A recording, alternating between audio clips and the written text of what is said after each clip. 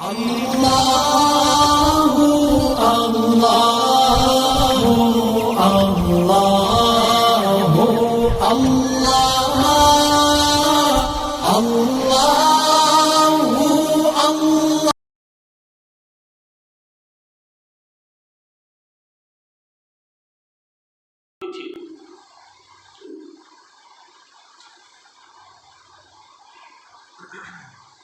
ماں اور بہنوں، آج ہماری امیدیں اس پر وابستہ ہے کہ ہماری بیٹی رابعہ بن جائے، ہمارا بیٹا باعث بستامی بن جائے۔ یقیناً ماں اور بہنوں بنے گا۔ آپ کا بیٹا آج بھی باعث بستامی بن سکتا ہے، آپ کی بیٹی رابعہ بصریہ بن سکتی ہے، لیکن شرط یہ ہے کہ آپ کو بھی ویسی معاشہ صدیقہ رضی اللہ تعالیٰ عنہ بننا پڑے گا۔ آپ کو بھی حضرت مولانا شاہ الیاس صاحب رحمۃ اللہ علیہ کی والدہ جیسی بی صفیہ ماں آپ کو بننا پڑے گا، تو انشاءاللہ آپ کی بیٹی بھی رابعہ بصریہ بنے گی، آپ کا بیٹا بھی باعث بستامی بنے گا، ہے نا۔ حضرت مولانا شاہ الیاس صاحب رحمۃ اللہ علیہ کی والدہ حضرت خواجہ قطب الدین بختیار کاکی علیہ الرحمہ ابھی صرف چھوٹی عمر ہے، 2.5 سال کی عمر ہے،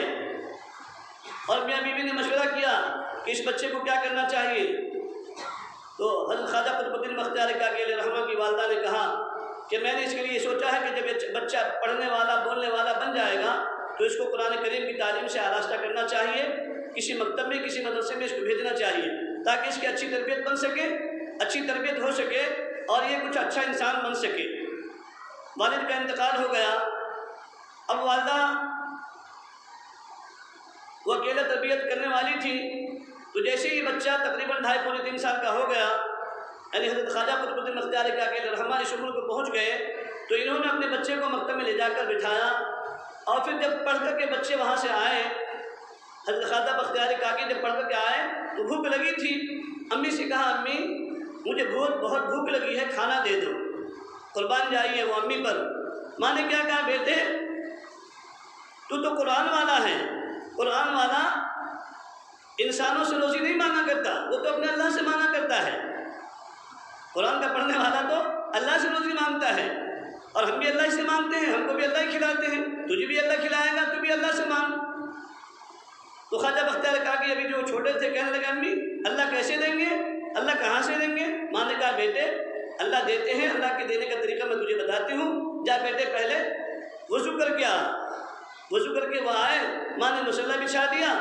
کہا بیٹے اب یہاں پر 2 رکعت نماز پڑھ۔ نماز پڑھ لی، پھر کہا کہ امی جان روٹی تو نہیں آئی اب تک، کہا کہ بیٹے اب ہاتھ اٹھا اور اللہ سے مانگ۔ تو ہاتھ اٹھایا، اللہ سے دعا مانگی، اے اللہ بہت بھوک لگی ہے، پڑھ کر کے آیا ہوں، تیرا قرآن پڑھ کے آیا ہوں، مجھے بھوک لگی ہے، مجھے روٹی دے دے۔ تو سب کو روٹی دیتا ہے، اپنوں کو بھی غیروں کو بھی، سب کو دیتا ہے، اللہ مجھے بھی روٹی دے دے۔ اور ماں نے کہیں روٹی بنا کر چھپا دیا تھا۔ پھر جب دعا مکمل ہو گئی، امی سے پوچھا امی روٹی نہیں مل رہی ہے، کہاں ہے روٹی؟ کہا بیٹے دیکھو ادھر ادھر کہاں بھی اللہ نے پھینک دی ہوگی، تمہارے لیے ڈال دی ہوگی روٹی، کوئی تاک میں دیکھو، پلنگ پر دیکھو، چادر کے نیچے کہیں ہوگی لپٹی ہوئی، تو دیکھا تو روٹی مل گئی، خوش ہو گئے، کھانا کھا لیا۔ اب کہا کہ بیٹے اللہ کا شکر ادا کرو کہ اللہ نے تمہیں روٹی دی ہے نا، تو جو دیتا ہے اس کا شکر ادا کرنا چاہیے۔ یہ کیوں کر رہی ہے؟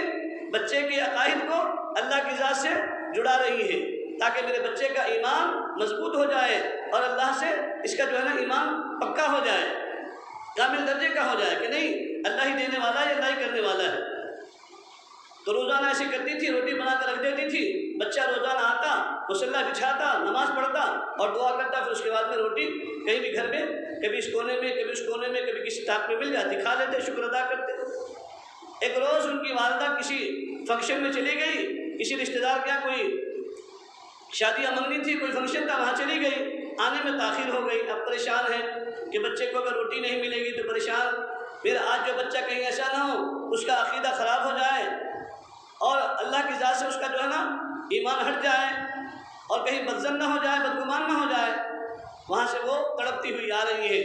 آئی تو دیکھا کہ گھر میں بچہ سویا ہوا ہے۔ پھر پہلے تو فوراً ماں نے روٹی بنائی فوراً اور بستر میں لے جا کر رکھ دیا معمول کے مطابق۔ پھر اس کے بعد بچے کو اٹھایا، سر پر ہاتھ پھیرا تو بچہ فوراً اٹھ گیا۔ کہا بیٹے آج بہت بھوک لگی ہوگی تجھے، میں بھی نہیں تھی اور مجھے دیر ہو گئی، بیٹے معاف کر، ہے نا، کیا رو؟ تو بچہ کہنے لگا نہیں امی کہاں کی بھوک، کیسی بھوک، میں نے تو روٹی کھا لی ہے نا، کیسی روٹی؟ کہا کہ نہیں امی میں نے تو آج روٹی کھائی، لیکن عجیب بات یہ ہے امی کہ اس سے پہلے جو روٹی ملتی تھی اس روٹی کا مزہ اور ٹیسٹ الگ ہوتا تھا، آج کی روٹی کا ٹیسٹ اور ذائقہ الگ تھا۔ امی آج اللہ نے کہاں سے دیا تھا، کتنا بہت اچھا ٹیسٹ تھا۔ فوراً جو ہے نا وہ ماں بھی شکر گزار ہوئی اور اللہ کے سامنے جو ہے نا سجدہ ریز ہوئی اور سمجھ گئی کہ اب میرے بچے کا یقین پختہ ہو گیا ہے، مضبوط ہو گیا ہے، اب اس کا جو ہے نا انشاءاللہ ایمان اللہ کی ذات سے نہیں ہٹے گا۔ یہ تھی میرے ماؤں اور بہنوں اپنے بچے کی تربیت کرنے والی اور اللہ رب العزت کی ذات سے اس کے عقائد کو مضبوط کرانے والی مائیں ایسی ہوا کرتی تھی۔ تو حضرت مولانا شاہ الیاس صاحب رحمۃ اللہ علیہ کی امی جان بی شفیہ رحمۃ اللہ علیہ ان کا نام ہے، رمضان کے علاوہ روزانہ ان کا معمول ایک منزل قرآن شریف پڑھنے کا تھا۔ کتنا پڑھا کرتی تھی؟ ایک منزل قرآن شریف، 4 منزل ہے قرآن شریف کے اندر، تو ایک منزل روزانہ قرآن شریف پڑھا کرتی تھی اور روزانہ 5000 مرتبہ درود پاک پڑھتی تھی، 12000 مرتبہ اسم ذات کا ذکر کیا کرتی تھی، حسبنا اللہ ونعم الوکیل 500 مرتبہ پڑھا کرتی تھی، لا الہ الا انت سبحانک انی کنت من الظالمین 300 مرتبہ پڑھا کرتی تھی، رب انی مغلوب فانتصر یہ 700 مرتبہ پڑھا کرتی تھی۔ یہ گویا کہ اور دیگر اوراد و وظائف ان کے روزانہ کے تھے، اور اس کے علاوہ 5 وقت کی نماز، پھر اشراق، چاش، اوابین، تہجد، روزانہ کی صلاۃ التوبہ کی نماز، یہ ساری نمازیں ان کی زندگی کا معمول بنا ہوا تھا۔ اور اس زمانے میں جبکہ روزانہ تقریباً کم سے کم رمضان کے اندر کبھی 60، کبھی 25، کبھی 40، کبھی 100 ایسے روزانہ ان کے گھر میں مہمان ہوا کرتے تھے، تو ان تمام مہمانوں کی سحری کا انتظام، افطاری کا انتظام وہ خود اکیلا کیا کرتی تھی، ان کی امی جان خود اکیلا کیا کرتی تھی۔ اور ان تمام کام کاج کرنے کے بعد رمضان کے اندر تو حال یہ تھا میری ماؤں اور بہنوں کہ 40 پارے روزانہ قرآن شریف پڑھتی تھی۔ آج ہم مردوں کا مزاج بھی اتنا نہیں ہے، لیکن وہ ماں 40 پارے روزانہ قرآن شریف پڑھ رہی ہے رمضان مبارک کے اندر، اور پھر یہ دیگر معمولات 5000 مرتبہ درود پاک، 12000 مرتبہ اسم ذات کا ذکر، اور یہ حسبنا اللہ ونعم الوکیل، رب انی مغلوب فانتصر، لا الہ الا انت سبحانک انی کنت من الظالمین، یہ تمام دیگر اوراد و وظائف ان کی زندگی کا معمول تھا۔ اور ان کی تراویح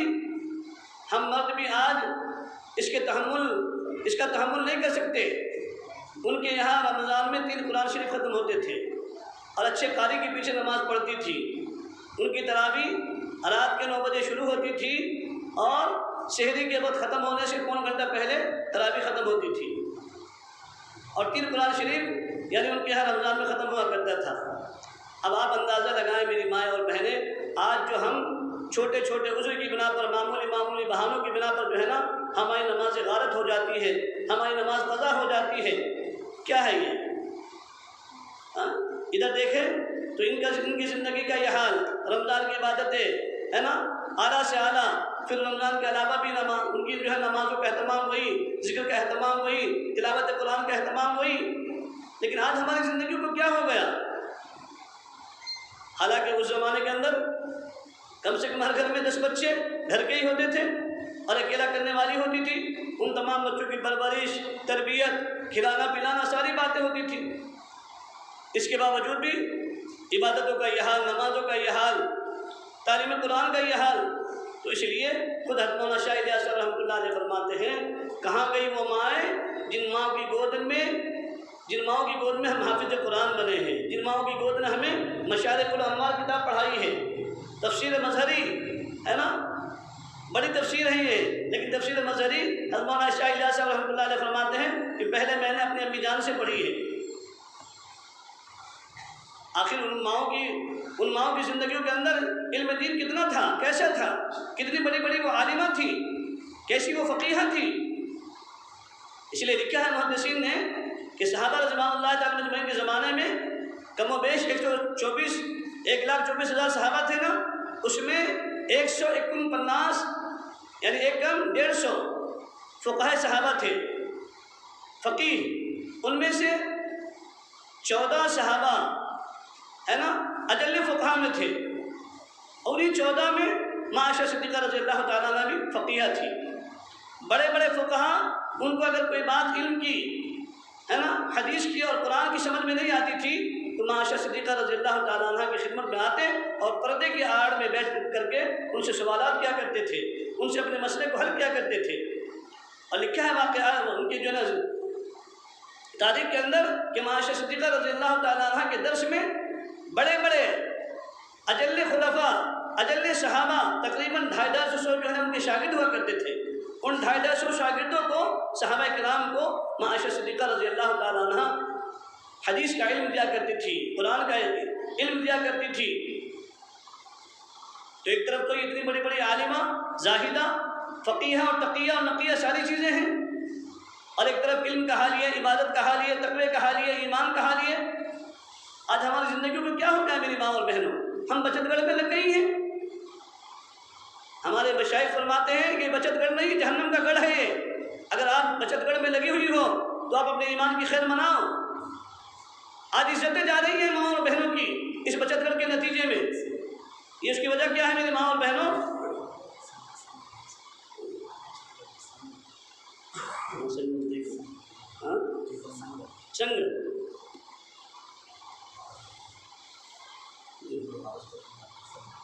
سنگ اچھا، یہ جو آپ کے یہاں کرناٹک کے اندر سنگ والا معاملہ ہے، ہمارے مہاراشٹر میں بچت گڑھ کا اس کو نام دیا گیا ہے۔ یہ سب جو ہے نا آپ کے ایمان کے سودا کرنے کے لیے ایمان کے لٹیرے بیٹھے ہوئے ہیں۔ اس لیے آپ اپنے ایمان کی خیر مناؤ میری ماں اور بہنوں، اور اس کے لیے ضرورت ہے اس بات کی کہ آپ خود پہلے کیا بنو؟ متقی بنو، پرہیزگار بنو، اعمال صالحہ کی کرنے والی بنو، اپنے ایمان کی فکر کرو، اپنے گھر کے اندر جو ہے نا فضائل کی تعلیم کو زندہ کریں، چھوٹے بچوں کو مکاتب میں بھیجنے کی فکر کریں۔ آپ کے بڑے فرزند ہیں، آپ کا شوہر ہے، آپ کا باپ ہے، ان کو اللہ کے راستے میں بھیجیں۔ جب یہ اللہ کے راستے میں جائیں گے، ان کا عقیدہ بنے گا، ان کی زندگی بنے گی، پھر یہی شوہر آپ کا فرما بردار بنے گا، پھر یہی شوہر محمد رسول اللہ صلی اللہ علیہ وسلم جیسے اخلاق سیکھ کر کے آئے گا، تو پھر یہ آپ کو وہ اخلاق پیش کریں گے جو آپ صلی اللہ علیہ وسلم کے اخلاق تھے، جو صحابہ کے اخلاق تھے، اور جو آج کے اللہ والوں کے اخلاق ہیں۔ جو اللہ کے بندے اللہ کے راستے میں جاتے ہیں، جب تک ان کی زندگی میں دین نہیں ہوتا، ایک بیوی کا حق کیا ہے، ایک باپ کا حق کیا ہے، ایک بچے کا حق کیا ہے، ایک پڑوسی کا حق کیا ہے، معلوم نہیں ہوتا، تو جہالت کی باتیں کرتے ہیں، بیوی پر ظلم و زیادتی ہو جاتی ہے، بچوں پر ظلم و زیادتی ہو جاتی ہے۔ لیکن میری ماں اور بہنوں، جب یہ اللہ کے راستے میں جائیں گے، چلے 4 مہینے لگائیں گے، ان کی زندگیوں میں دین آئے گا، اللہ کا حکم آئے گا، نبی کا طریقہ آئے گا، نبی کے اخلاق آئیں گے، ہے نا، اخلاق حمیدہ ان کی زندگیوں میں جب منتقل ہوں گے تو انشاءاللہ پھر وہی شوہر جو آپ پر ظلم کرتا تھا اور ظلم کی انتہا کو پہنچ جاتا تھا، لیکن جب اب آئے گا تو کہے گا نہیں بیگم، میں نے تم پر بہت ظلم کیا ہے، تم اللہ کی بندی ہو، میں ہمیشہ جو ہے نا اپنے غصے میں تم پر ظلم کرتا رہا، لیکن اب سمجھ میں بات آ گئی کہ تمہارا حق مجھ پر کیا ہے، اب میں تمہیں اللہ کی بندی کہہ کر کے معاف کر دیا کروں گا، تم بھی مجھے اللہ کا بندہ سمجھ کر معاف کر دو، ہے نا۔ ہاں میری ماں اور بہنوں، اس لیے آپ اپنی اولادوں کے حقوق کو ادا کرنے والی بنیں۔ آج ہماری ماں سمجھتی ہے کہ چلو میرا بچہ ابھی تک 11-15 سال کا ہو گیا، 12 سال کا ہو گیا، اب 200 روپئے کہیں سے کما کر لائے گا تو پیٹ چلے گا۔ نہیں میری ماں اور بہنوں، آپ نمک روٹی کھا لو، آدھی روٹی کھاؤ، لیکن اپنے بچوں کو پہلے دیندار بناؤ، تعلیم یافتہ بناؤ۔ آپ اپنے بچے کو جج بناؤ، وکیل بناؤ، پائلٹ بناؤ، انجینئر بناؤ، سب کچھ بناؤ میری ماں اور بہنوں، لیکن آپ اپنی اولاد کو پہلے مسلمان بنا دو، محمدی بنا دو۔ پھر جب یہ آپ کا بچہ، آپ کی بچی محمدی بن جائیں گی، محمدی بن جائے گا آپ کا بیٹا، پھر جس فیلڈ میں جائے گا، ہے نا، جس فیکلٹی میں جائے گا، جس سیکشن میں جائے گا، انشاءاللہ یہ آپ کا لڑکا، آپ کا بچہ محمد صلی اللہ علیہ وسلم کا غلام بن کر کام کرے گا، ہے نا۔ جب آپ کے بچے کے اندر، زندگی کے اندر دین ہوگا تو یہ آپ کا اچھا بیٹا بنے گا، ہے نا، یہ کسی کا اچھا شوہر بنے گا، یہ اچھا دادا بنے گا، اچھا تاجر بنے گا، اچھا غلام بنے گا، اچھا نوکر بنے گا، اچھا آقا بنے گا۔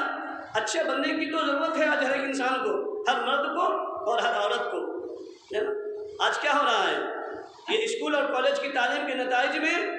اور گھر کی تعلیم نہ ہونے کی وجہ سے آج ہماری بچیاں اپنے ایمان کا سودا کر رہی ہیں اور غیروں کا ہاتھ پکڑ کر جو ہے نا ہمارے گھروں سے جا رہی ہیں۔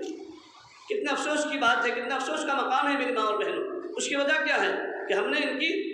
دین کی تعلیم کی تربیت کی فکر نہیں کی، ان کے عقائد کی فکر نہیں کی، اگر ہم ان بچوں پر محنت کر لی ہوتی اور شروع ہی سے ایمان اور عقیدہ ان کی گھٹیوں میں ہم پلا دیے ہوتے تو میری ماں اور بہنوں آج ہماری بچیاں اپنے ایمان کا سودا نہ کرتی، آج یہ غیروں کے حوالے نہ ہوتی۔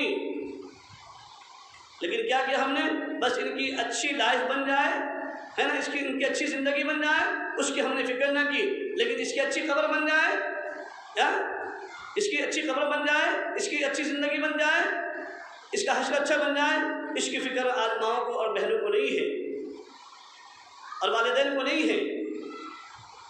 نا۔ پھر اس لیے پھر ہم کیا کرتے ہیں؟ خون کے آنسو رو رہی ہے۔ اگر آپ بچنا چاہتی ہیں ان سب چیزوں سے تو ضرورت اس بات کی ہے کہ آپ اپنے گھروں کے اندر فضائل کی تعلیم کو زندہ کریں، قرآن کریم کی تعلیم کو زندہ کریں، عقائد کی تعلیم کو جو ہے نا اپنے گھروں میں پڑھائیں، تعلیم اسلام اچھی کتاب کو آپ خود پڑھیں۔ تعلیم اسلام پڑھ لیں گی نا تو آپ آدھی عالمہ بن جائیں گی۔ اتنی زبردست کتاب جو ہے نا،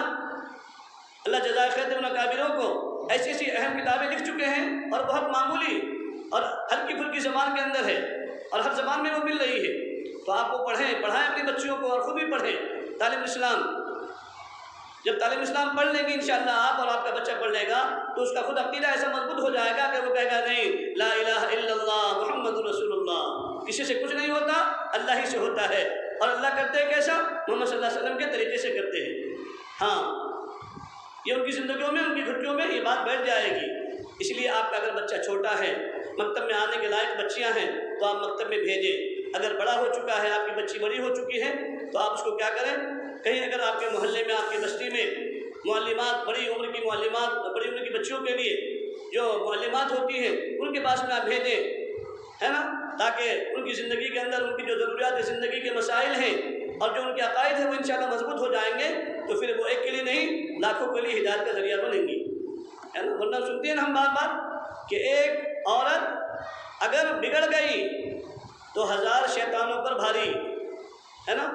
1000 شیطان بھی آئیں گے تو بھی اس کے داؤں میں وہ نہیں پھنس سکتی، ہے نا۔ اور اگر ایک عورت بگڑ گئی، ہے نا، تو 1000 ولیوں پر بھاری ہو جائے گی۔ اگر ایک عورت دیندار بن گئی تو 1000 ولیوں پر بھاری بن جاتی ہے۔ تو اس لیے آپ کو بھی دیندار بننا ہے، اور دیندار بننے کے لیے آپ اپنی ذات سے خود بھی 3 دن عشرہ، اللہ توفیق دے تو 40 دن کے لیے نکلے، ہے نا۔ ہاں، ایک صحابی آئی، یا رسول اللہ صلی اللہ علیہ وسلم، مرد تو ہم سے سبقت لے گئے عبادات میں، اعمال میں، نیکیوں میں، ہم پیچھے رہ گئیں۔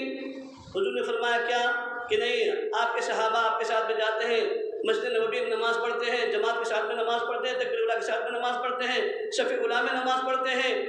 اور بیماروں کی عیادت کے لیے جاتے ہیں، پھر جنازے میں جاتے ہیں، جہاد میں جاتے ہیں، ہم تو ان نیکیوں سے محروم ہو گئے۔ اللہ کے نبی صلی اللہ علیہ وسلم نے فرمایا، بہت اچھا سوال کیا صحابیہ نے، فرمایا اور میری صحابیہ، جب تم اپنے گھر کی 4 دیواری میں نماز پڑھتی ہو، اپنے گھر کے ایک کونے میں مصلی بچھا کر، اللہ تعالیٰ وہ اجر وہ نیکی آپ کو دیتا ہے جو ایک مرد کو مسجد میں جا کر نماز پڑھنے پر دیتا ہے۔ اور مرد کو تو صبح جب ملے گا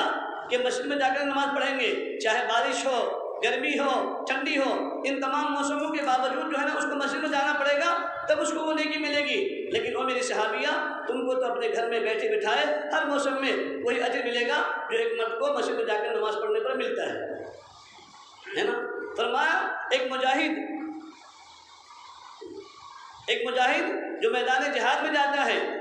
یا ایک سپاہی جو اپنے ملک کی حفاظت کے لیے رات رات بھر جاگتا ہے، اس کو جو اجر ملتا ہے، میری صحابیہ، اگر تم اپنے بچے کے رونے پر جب رات کو اٹھتی ہو، اللہ تبارک و تعالیٰ تمہیں وہ ثواب عطا فرماتا ہے جو ایک لشکر کو، ہے نا، ایک سپاہی کو اپنے ملک کی حفاظت کے لیے جاگنے پر ملتا ہے، وہی ثواب تمہیں اپنے بچے کے جاگنے پر ملے گا۔ کتنا سراہا ہے اللہ کے نبی علیہ الصلوۃ والسلام نے، کتنا بڑا مقام دیا ہے میری ماں اور بہنوں، اپنے مقام کو پہچانو، اپنی ناموس عزت کی حفاظت کرو۔ کتنا بڑا اللہ تبارک و تعالیٰ نے آپ کو درجہ دیا ہے کہ مردوں کے نام کی کوئی صورت نہیں قرآن کریم میں، اور عورتوں کے نام کی صورت النساء نازل فرما دی۔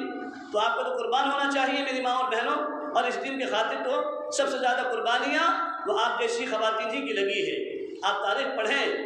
مطالعہ کریں، پھر سمجھ میں آئے گا۔ حضرت سمیہ رضی اللہ تعالیٰ عنہ، حضرت خدیجہ رضی اللہ تعالیٰ عنہ، حضرت حاجرہ رضی اللہ تعالیٰ عنہ، ہے نا، ان تمام کی قربانیوں کے بعد جو ہے نا یہ دین ہم تک پہنچائے، آپ تک پہنچائے میری ماں اور بہنوں۔ اس لیے آپ یہ نہ سمجھیں کہ نہیں یہ نماز مردوں کے لیے، یہ تعلیم مردوں کے لیے ہے نا، یہ دیگر جو ہے عبادات اور اعمال مردوں کے لیے، ہم کو کچھ نہیں ہے۔ نہیں میری ماں بہنوں، جیسے مردوں کے لیے احکامات ہیں وہی احکامات آپ کے لیے ہے نا۔ حیا مردوں کے لیے بھی ہے، حیا آپ عورتوں کے لیے بھی ہے۔ حیا کیسی؟ فاطمہ الزہرا رضی اللہ تعالیٰ عنہ کون ہے؟ آپ صلی اللہ علیہ وسلم کی بیٹی ہے نا، شہیدی بیٹی، فرما رہی ہیں اپنے شوہر سے، اے علی مرتضیٰ رضی اللہ تعالیٰ عنہ، میری رضی اللہ تعالیٰ عنہ، میری آپ سے ایک وصیت ہے کہ اگر میرا انتقال دن کے اجالے میں ہو جائے تو میرا جنازہ رات کے اندھیرے میں اٹھانا۔ سیدنا علی رضی اللہ تعالیٰ عنہ نے فرمایا، اے فاطمہ ایسا زخم کیوں دے رہی ہو؟ ابھی تو ایک زخم تازہ ہے آپ صلی اللہ علیہ وسلم کا، اتنے میں پھر تم زخم دے رہی ہو؟ فرمایا کہ ہاں، لیکن میری یہ وصیت ہے۔ کیوں؟ کہا کہ میں چاہتی ہوں کہ جس طریقے سے میری زندگی میں کسی غیر محرم کی نظر مجھ پر نہیں پڑی، تو میں چاہتی ہوں کہ میری لاش پر بھی کسی غیر محرم کی نظر نہ پڑے۔ اتنا حیا ان کی زندگیوں میں تھا۔ نماز کیسی تھی؟ سردی کے موسم میں لمبی رات ہوتی ہے، جیسے آج کی رات لمبی ہے، اس سردی کے موسم میں لمبی رات کے اندر 2 رکعت نماز کی نیت باندھی اور سلام پھیرا، اتنے میں فجر کی اذان ہو گئی تو اللہ سے شکایت کر رہی ہیں کہ اے اللہ تیری رات کتنی چھوٹی ہے کہ ابھی فاطمہ کی 2 رکعت مکمل نہیں ہوئی اور مؤذن نے اذان دے دی۔ ان کو تو راتیں کو چھوٹا ہونے کا شکوہ تھا۔ آج ہمارے پاس میں وقت ہی وقت ہے، ہمارے 2 کنارے ہیں، اس کے باوجود بھی ہمارے پاس میں نماز کا وقت نہیں ہے۔ اللہ ہم سب کو معاف فرمائے۔ اس لیے میری ماں اور بہنوں، اپنی زندگی کے اندر حیا کو بھی، حیا کی چادر کو مضبوطی سے پکڑو ہے نا، اور اپنے بچوں کی فکر، اپنے بڑوں کی فکر۔ اور یہ تو دجالی دور آ چکا ہے، اب تو ہی دسترخوان لگنے والا ہے میری ماں اور بہنوں، ایک امام مہدی کا، ایک دجال کا۔ اس لیے